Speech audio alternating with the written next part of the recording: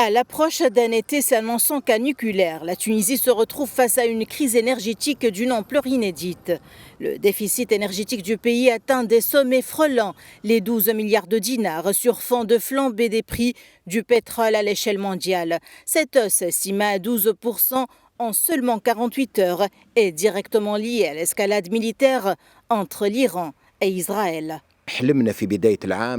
Au début de l'année, notre ambition a été de réaliser des gains énergétiques de 2 milliards de dinars. Cependant, en 2024, nous avons atteint des niveaux records de déficit énergétique, s'élevant à 11,8 milliards de dinars, un niveau jamais atteint auparavant. Cela est dû, d'une part, à une forte hausse des prix de l'énergie et d'autre part, à la baisse de nos stocks et de notre production nationale qui ne couvre désormais que 28% des besoins énergétiques de la Tunisie. Dans le même temps, la production nationale d'énergie a chuté de 28%. En conséquence, la Tunisie est contrainte d'importer environ 72% de sa consommation énergétique, accentuant sa dépendance vis-à-vis de l'extérieur, notamment de l'Algérie. Nous assistons en Tunisie à une persistance des températures élevées.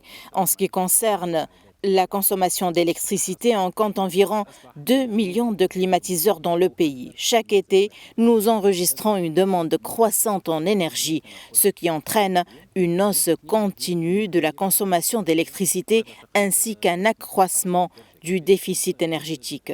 Le climat contribue désormais clairement à aggraver ce déficit énergétique.